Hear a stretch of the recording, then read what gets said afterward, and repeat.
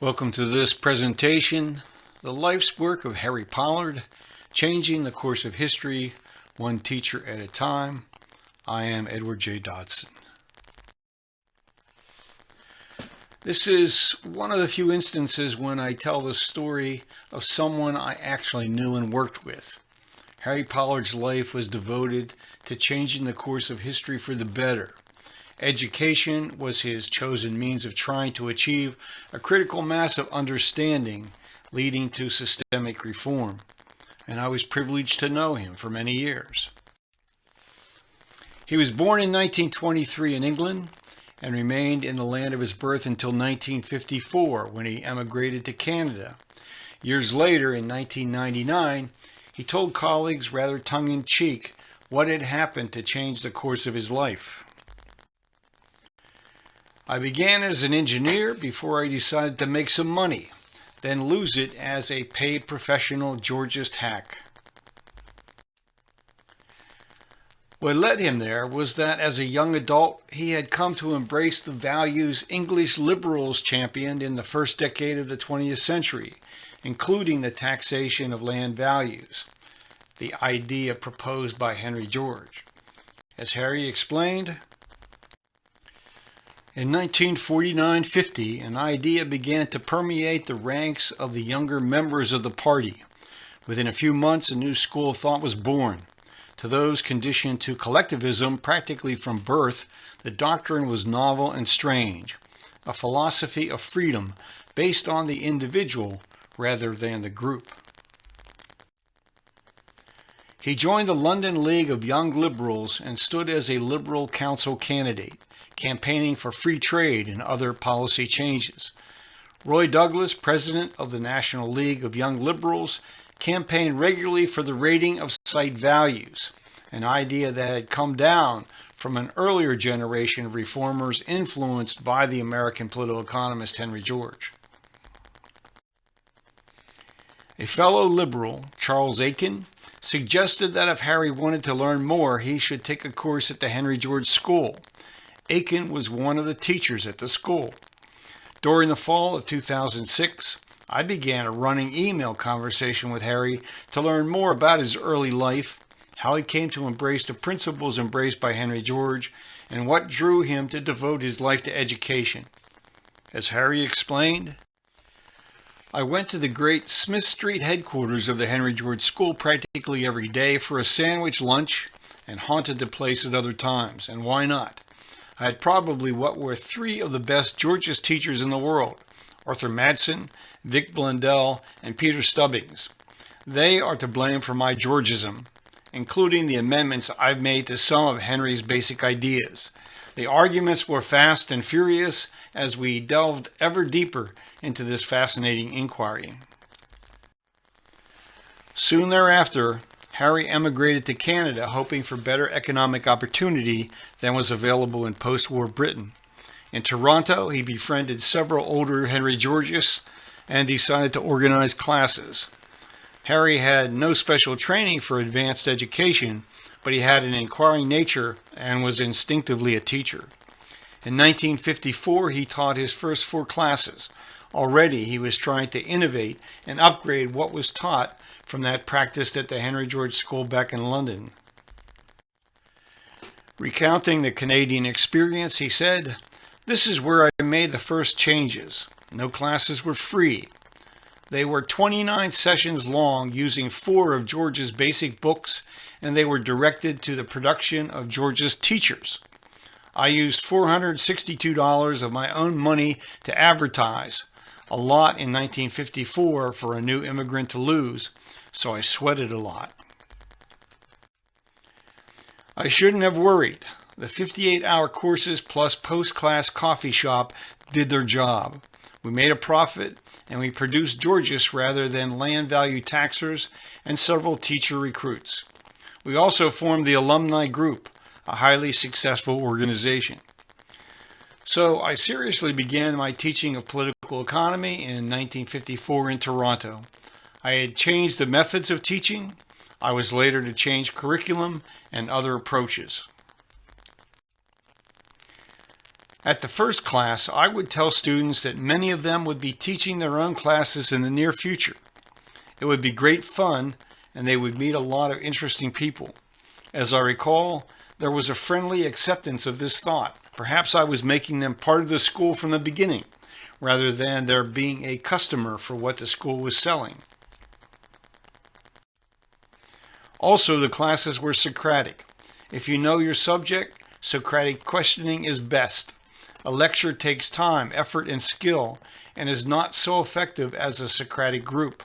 A lecture, telling a student what he should learn, is often viewed somewhat skeptically, particularly if it is free, whereas an open discussion lulls suspicion. I should add that attrition of students was very low. More than 90% would stay the 30 weeks, and classes of 100% retention were not unusual. For several years after I joined the all-volunteer faculty of the Philadelphia extension of the Henry George School, I taught using the same Socratic approach preferred by Harry, but with considerably less success, even though the school did charge something for the courses. My retention rate was about 50%, and my success in recruiting new teachers was essentially zero. As a result, I decided to innovate in my own way, moving to lecture and discussion, but with the use of visual aids. This is a photograph of our classroom back in the early 1980s. Here is one of the visual aids I created to help teach the fundamental relation between the three factors of production, land, labor, and capital, and how the use of capital goods results in the production of more tangible wealth than would be produced by labor alone applied to land, that is, to nature. As we discussed ideas about how government ought to raise revenue needed to pay for desired and agreed upon public goods and services, I used this poster to explain the logic and the shortcomings of lowering marginal rates of taxation on income as proposed by the economist Arthur Laffer. Not long after Harry's arrival in Toronto, the Henry George School formally changed its name to the School of Economic Science. Harry was appointed director. The thinking at the time was that fewer and fewer people recognized the name of Henry George as someone who made important intellectual contributions to our understanding of human behavior and our organizations. In 1961, Harry appeared before the Senate Committee of the Canadian Parliament on Manpower and Employment. In his testimony, he challenged the remedies to unemployment being proposed by mainstream economists. He stated, "The reason for academic conflict is not difficult to discover. It is the result of the confused and confusing terminology used in the science. Any discipline necessarily must be based on clear and consistent definitions of terms. Such precision is not to be found in the study of economics." The School of Economic Science uses the classical factors of production: land, labor, and capital. The term wealth is used to describe the produce of these factors. Capital is defined simply as wealth used to produce more wealth. This is completely adequate and is not hedged by restriction or qualification. The modern economist is apparently wary of the danger of precision. These authors indicate that land may or may not be capital, depending upon the usage of that label. This is a remarkable demonstration of the inadequacy of the modern economics textbook. To observe mental agility and evasive action of the highest order, one has only to ask an economist to separate the entrepreneur from labor. Later in 1961, Harry spent a short time as the volunteer director of the Henry George School in Pittsburgh, one of the few American cities where those who looked to Henry George for their policy ideas had been successful getting enabling legislation passed. The Pittsburgh school even had its own automobile at one point.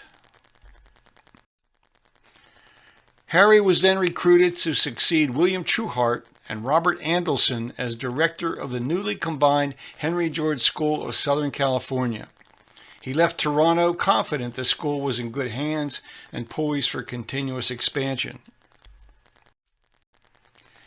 Here is Harry in 1964, standing with Vic Blundell, one of the teachers Harry came to know back in London. During the 1950s, Vic Blundell took over as director of the London School while also serving as secretary of the United Committee for the Taxation of Land Values. Then, in January of 1962, he also took over as editor of the movement's publication, Land and Liberty. The courses offered by Henry George schools around the United States, Canada, the United Kingdom, and elsewhere employed the Socratic method with books authored by Henry George as texts. New instructors were recruited from the adult students who completed these courses. Academic background was not a consideration, only a commitment to conveying what they had learned to others. During our email exchanges in 2006, Harry told me that in the 1960s he had done a good deal of radio work on Pacifica station KPFK, the most powerful station in Southern California. He also participated in 2 PBS hour-long programs with the director of the school in San Francisco. Once he began his work in California, Harry realized that course material could be packaged for use by high school teachers. In the early 1970s, he developed what he called the Inter-Student Mini-Course Program. He began attending conferences of social studies teachers and holding workshops to introduce the program to them. What was extremely important to Harry was both clarity and consistency of thought. He wrote many articles on these issues for the New York Schools newspaper Henry George News. For example, in the December 1969 issue, he commented as follows on Dutch Georges Jan J. Potts' equation of non-wealth money with obligation. Harry responded, "He should not have extended the argument to introduce the government as a policer of obligation. The marketplace is the only adequate guardian of integrity, and history records the failure of government coercion to sustain a viable morality." As with many Henry Georges, Harry saw a direct correlation between market dynamics rid of monopolies and rent-seeking privileges and the solution to ecological problems coming into sharp focus around the world. He argued that looking to government for solutions ignored basic human behavior. In 1971, he delivered a talk titled "The Laws of Ecology" at the First Unitarian Society of Sacramento. He stated, "The first law of ecology is that if a thing is profitable, it will be done. If it is not profitable, it won't be done. For example, if it is profitable to clear the slums, they'll be cleared. If it is not profitable, all the laws that can be passed will fail to clean up these environmental disasters." The next law is simply that we are unlikely ever to run out of food, fuel, or anything else. The problem is not one of world overpopulation. Indeed, the whole population of the world could fit handily into the state of Texas. As all the cities, towns, and villages of the United States occupy something like 0.5% of the space of the United States, and in them some 80% of the population live, the conclusion one is faced with is that we have an empty America. The final law of ecology is that man too is part of our ecology and a unique part, for man has reasoning ability which gives him freedom of choice. He is not required to do things as are the other inhabitants of this planet. His ability to adapt himself or his environment is the reason why he has survived and multiplied to cover the earth until now. There is no place unexplored except the deepest oceanic trenches, and they too are yielding to man's advance. Harry is no longer here to comment on the apparent rapid changes in the Earth's climate caused, scientists confirm, by our burning of fossil fuels, adding huge amounts of carbon dioxide to our atmosphere. The adoption of Henry George's systemic reform, namely the public capture of rents from all sources and the elimination of actual taxation, is nowhere on the horizon. To the extent our elected representatives are committed to preventing systemic collapse, they are engaged in a balancing of incentives, penalties, and regulatory constraints on human behavior. If, as the saying goes, the perfect is the enemy of the good, I wonder what Harry would be writing on the matter today. Back in the early 1970s, the inter-student program was finding wider use and acceptance. Here are several comments provided by teachers who introduced the program into their classrooms. I was skeptical at first, fearful that inter-student was just another gimmick, but I am convinced that what we are dealing with is a program consisting of fundamental principles of learning and human behavior that works. It teaches the valuable skills of critical thinking, research, debate, and group cooperation. There is a noticeable change in the classroom. Students begin to look for intellectual integrity in fellow student and teacher alike. They examine statements for contradictions and consistency, and they begin to trust their own ability to make valid judgments and to defend valid positions. The students were visibly stimulated. They became involved. Most of them discovered a new high thinking for themselves. At the September 1973 conference of the International Union for Land Value Taxation and Free Trade held on the Isle of Man, Harry demonstrated his approach and explained that classical analysis was at the heart of his inter-student program. Generations of social studies had done little to reduce a mountainous ignorance of man's behavior, a failure evident in the aftermath of every electoral contest. But the teaching of philosophical ideas requires consistency. An incoherent philosophy withers under attack. A coherent philosophy displays a cohesiveness that encourages not only understanding, but confident excursion into unknown areas. This made necessary heavy revision of the school course, both in teaching style and in content. During this reappraisal, we found ourselves in conflict with some of the arguments of Henry George. In most instances, the differences were minor and were essentially extensions, not pursued by him, of George's arguments.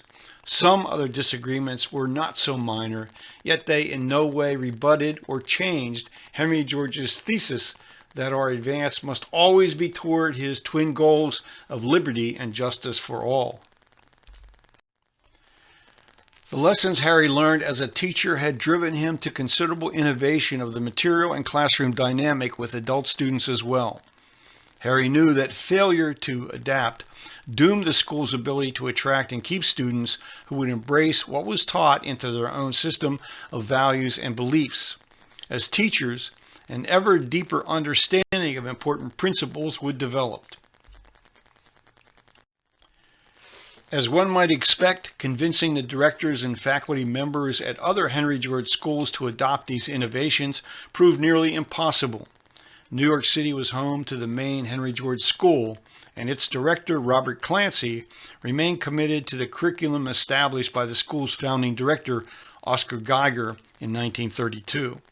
The approach involved assigned readings and weekly assignments answering written questions from the reading, which were then discussed in class. However, the need for innovation was apparent to at least some of the extension directors and teachers associated with the Henry George schools. Throughout the 1960s, the number of students enrolled continued to fall in many locations. One of the main reasons was the fact that adults seeking post-high school education were seeking credentials that could be added to a resume. The Henry George schools were not degree granting. All across the United States, adults of all ages were enrolling in the expanding opportunities offered by local community colleges and affordable state colleges and universities.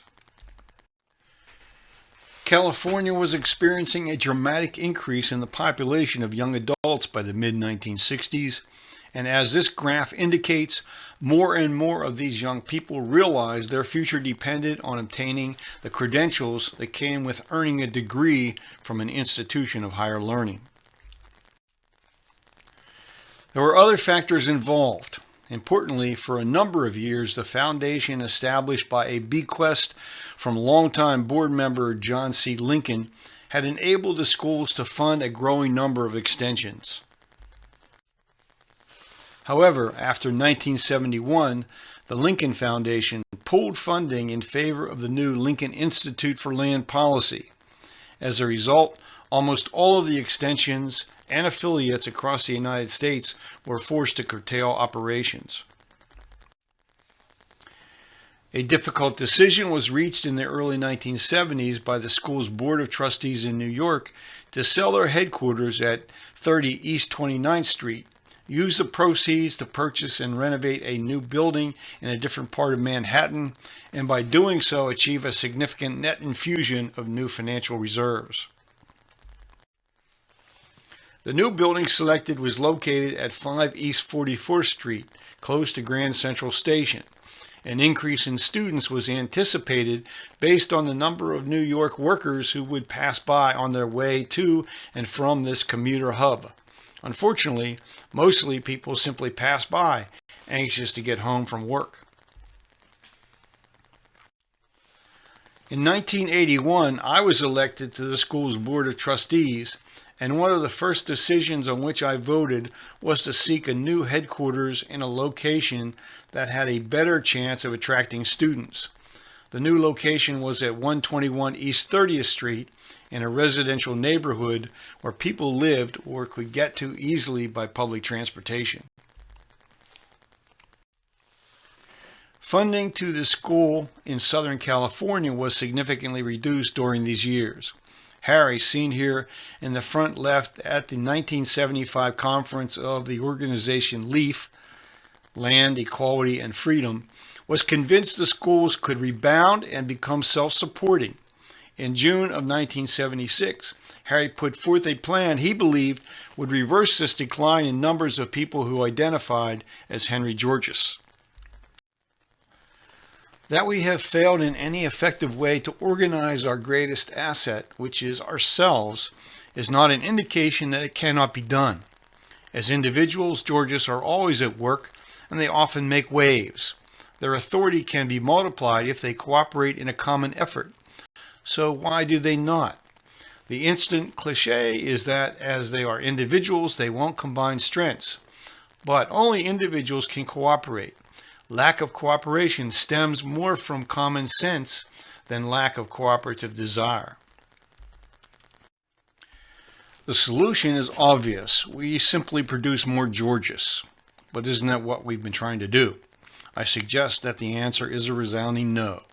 For more than 40 years, the Henry George schools have bent their energies to the creation not of Georges, but of land value taxers. There's a difference. A Georgist is someone who understands and espouses the classical concepts of liberty and justice.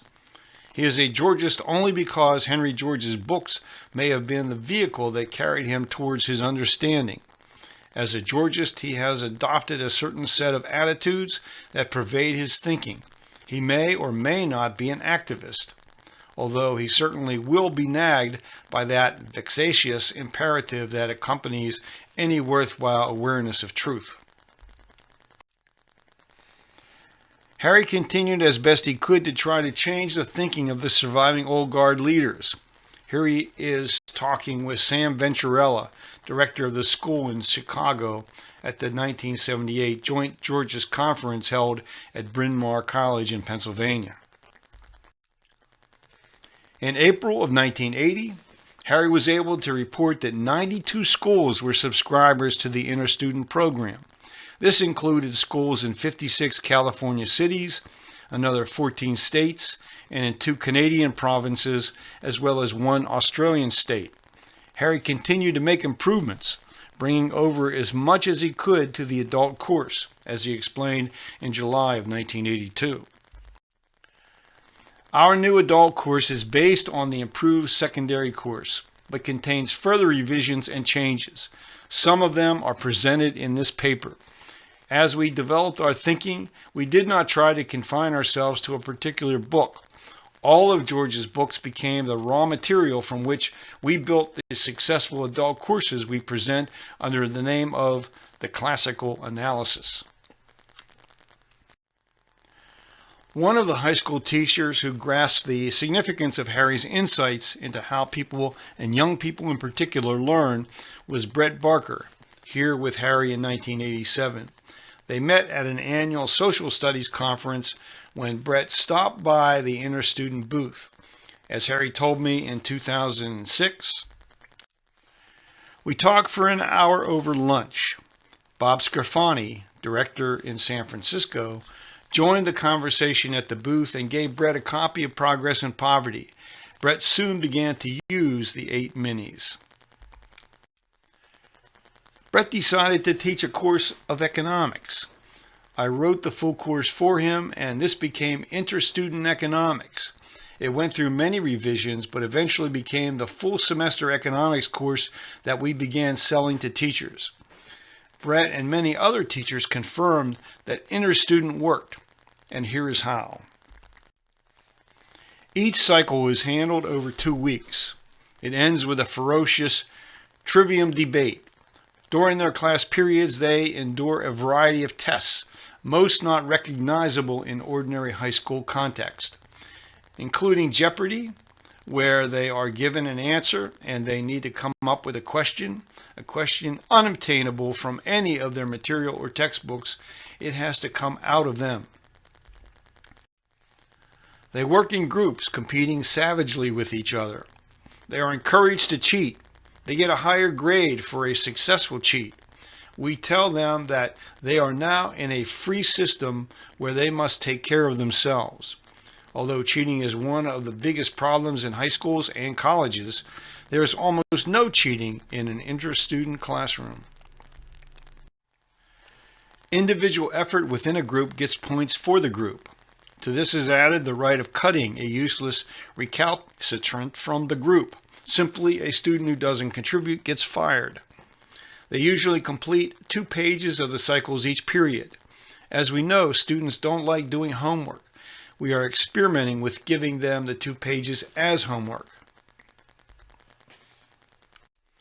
Next morning, when they come into class, they are immediately tested on the homework, maybe 4 questions in a minute or so.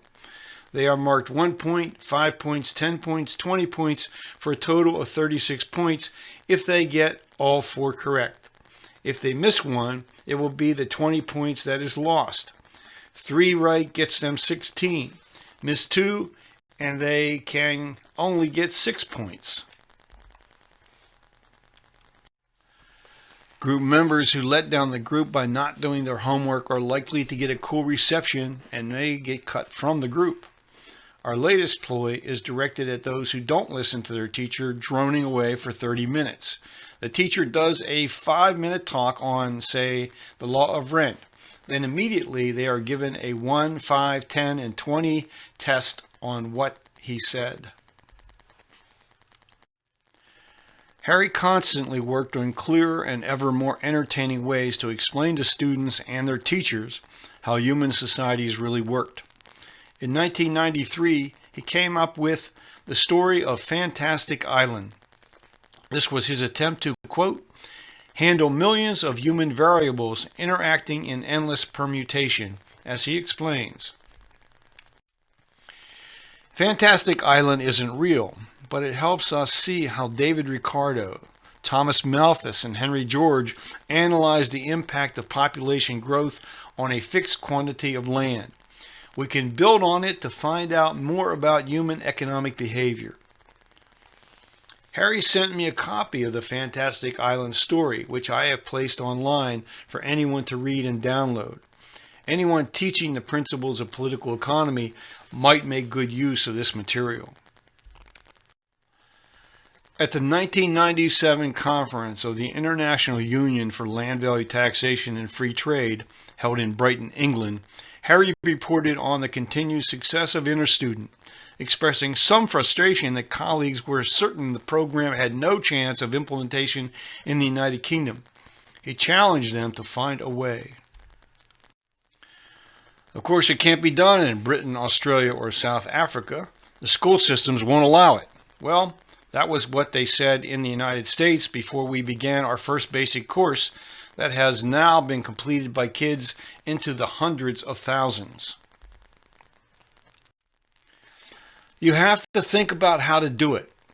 You must look for a weakness that may be exploited.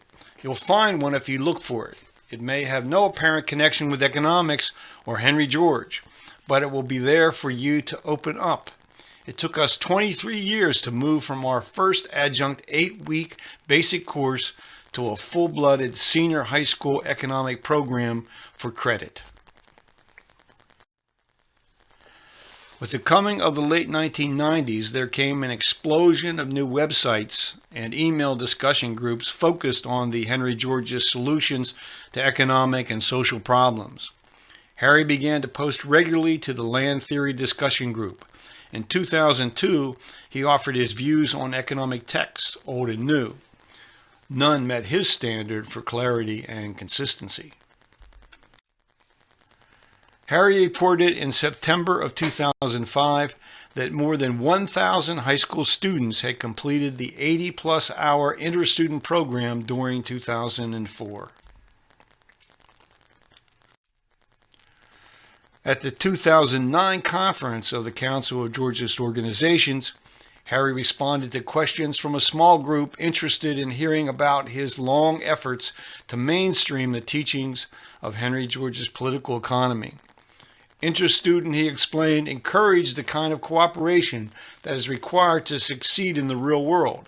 Cheating was permitted in the classroom, encouraged even, the result of which was that students did not cheat. They worked together so that all could succeed. Harry never really retired. At the 2009 conference, he made yet another attempt to pass on what a half-century of teaching taught him. I didn't see him after the 2009 conference. Had he been able to come to London the following year for the International Union Conference, I am sure that Duncan Pickard, pictured here to my right, and I would have joined others to lift our glass in recognition of his well-lived life and to the solid foundation of his educational program.